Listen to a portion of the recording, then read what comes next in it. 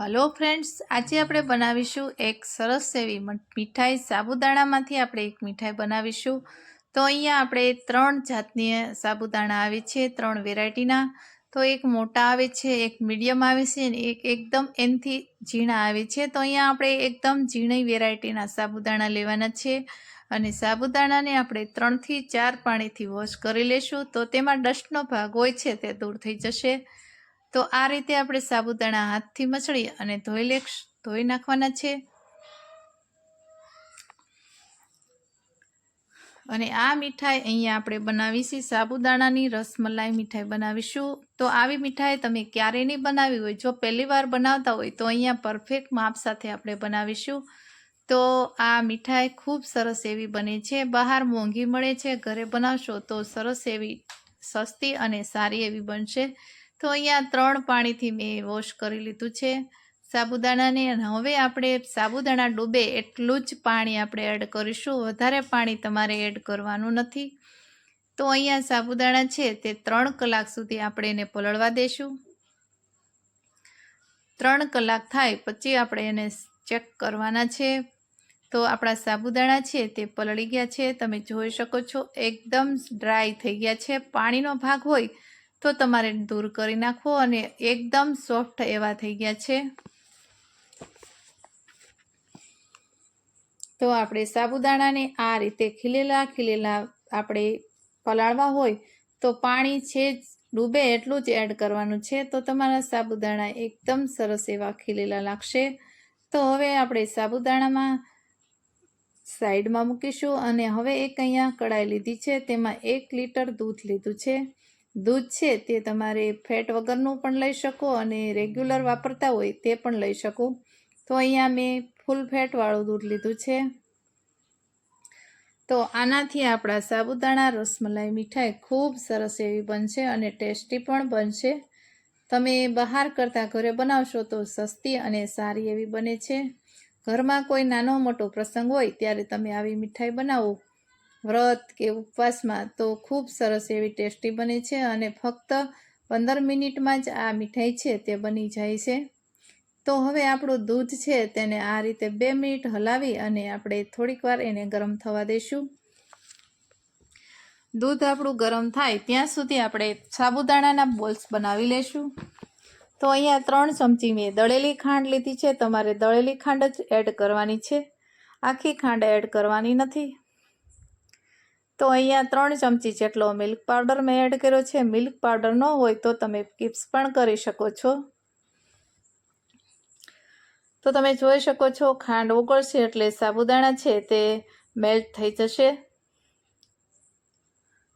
અને સાબુદાણા તમારા ડ્રાય લાગતા હોય તો તમે પાણીના 2-3 ટીપા પણ એડ કરી શકો, દૂધ પણ 2-3 ટીપા એડ કરી શકો છો. વધારે આપણે પાણી એડ કરવાનું નથી, નકર તમારા બોલ્સ છે તે ઢીલા થઈ જશે અને વળશે નહીં. તો આ રીતનો આપણે બેટર છે એને સાબુદાણાનું એને રાખવાનું છે અને આ રીતે હાથની મદદથી આપણે બોલ્સ બનાવી લઈશું. તો તમને બોલ્સ ન બનતા હોય તો આ રીતે તમે હાથની મદદથી બનાવી શકો છો.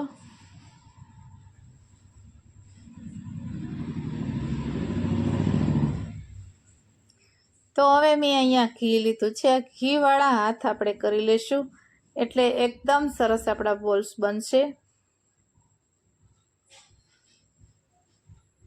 તો આ રીતે બધા બોલ્સ છે તેને બનાવી લઈશું. અને બોલ્સ છે તેને બહુ વજન આપવાનો નથી, હળવા હાથે બનાવવાના છે. જ્યારે આપણે દૂધમાં એડ કરશું ત્યારે દૂધમાં સાથે એબ્ઝોર્બ કરી લેશે એવા આપણે થોડાક એવા ઢીલા રાખવાના છે. તો આ રીતે હાથની મદદથી પણ તમે કરી શકો છો. ગોળ બોલ્સ ન બને તો તમે હાથની રીતે આ રીતે લુવા એક કરી અને બોલ્સ મૂકી શકો છો અને ખૂબ સરસ એવા બોલ્સ બની જશે. તો તમે જોઈ શકો છો આ રીતે. અને તમને થોડુંક એવું બેટર ઢીલું લાગતું હોય તો તમે એમાં મિલ્ક પાવડર છે તે એડ કરી શકો છો.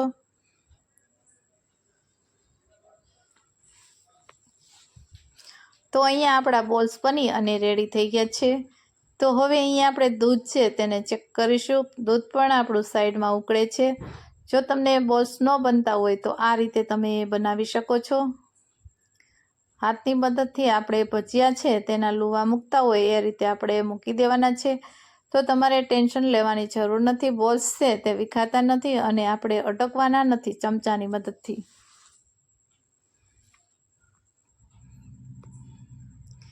તો તમે જોઈ શકો છો દૂધ સરસ એવું આપણું ગરમ થઈ ગયું છે.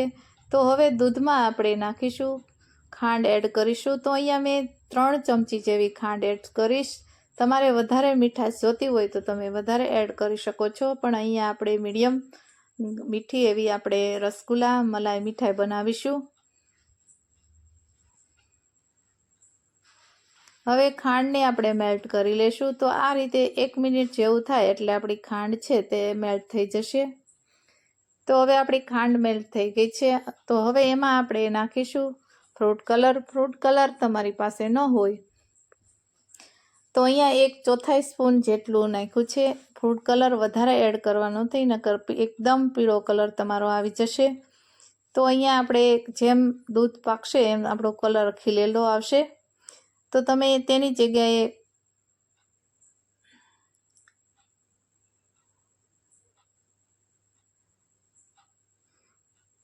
તો હવે આપણે લુવા મૂકી દઈશું. ફ્રૂટ કલરની જગ્યાએ તમે કેસર પણ એડ કરી શકો છો. કેસરના તાતણા 2-3 એડ કરી અને દૂધ સાથે એકદમ સરસ એવો કલર આવે છે. તો હવે બોલ્સ એડ કર્યા પછી તમારે ચમચો કે ચમચી અંદર એડ કરવાના નથી. 5 મિનિટ સુધી આ એને રીતે સડવા દેવાના છે. તો બોલ્સ છે તે ઓટોમેટિક ઉપર આવી જશે. તો તમે જોઈ શકો છો બોલ્સ ઉપર આવી ગયા છે અને બોલ્સ આખા જ છે, વિખાણા નથી. મને પણ એવું લાગતું હતું કે બોલ્સ આપણા વિખાઈ જશે, પણ બોલ્સ એમનામ જ છે. તો આ રીતે દૂધ એમાં એબ્ઝોર્બ કરી લે એટલે રીતે હળવા હાથે આપણે બોલ્સ બનાવ્યા છે. અને હવે આપણે આ રીતે હલાવીશું. 5 મિનિટ પછી આપણા બોલ્સ ઉપર આવે પછી આપણે ચમચો એડ કરવાનો છે. અને આ દૂધ છે તેને બહુ પકવવા દેવાનું નથી, કેમ કે આ જેમ ઠંડુ થશે તેમ ઘટ થશે. તો અહીંયા એલચી પાવડર અને કાજુ બદામ ને પિસ્તાની કતરન છે તેને એડ કરી છે અને તેને બરાબર આપણે મિક્સ કરી લેશું.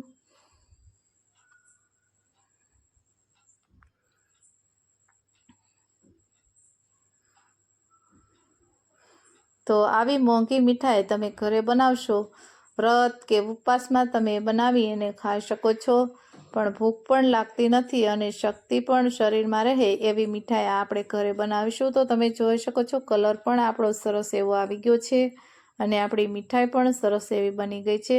જેમ ઠંડુ થશે તેમ ઘટ થશે, એટલે આપણે ખાટું રાખવાનું નથી. હવે અહીંયા આપણી મીઠાઈ બની અને રેડી થઈ ગઈ છે. તો અહીંયા આપણે ગુલાબની પાંખડીઓ છે તેને આપણે એડ કરીશું. તો એની સ્મેલ છે તે ખૂબ સરસ એમાં આવે છે સાબુદાણાની રસમલાઈ મીઠાઈમાં. તો બહાર મળે તેવી જ આપણે અહીંયા ઘરે બનાવી છે. તો અહીંયા બાઉલમાં આપણે ફ્રીજમાં ઠંડી થવા માટે મૂકીશું. તો તમે જોઈ શકો છો આપણી આ રસમલાઈ મીઠાઈ છે તે બની અને રેડી થઈ ગઈ છે. કંદોઈવાળાની દુકાને બને એવી જ આપણે ઘરે મીઠાઈ બનાવી છે. તો અમારી રેસીપી સારી લાગી હોય તો વિડીયોને લાઇક કરજો, શેર કરજો અને અમારી ચેનલને સબસ્ક્રાઈબ કરવાનું ભૂલશો નહીં. બાજુમાં આપેલું બેલ આઇકન પ્રેસ કરશો એટલે નવી રેસીપીના નોટિફિકેશન તમને દરરોજ જોવા મળશે. Thanks for watching.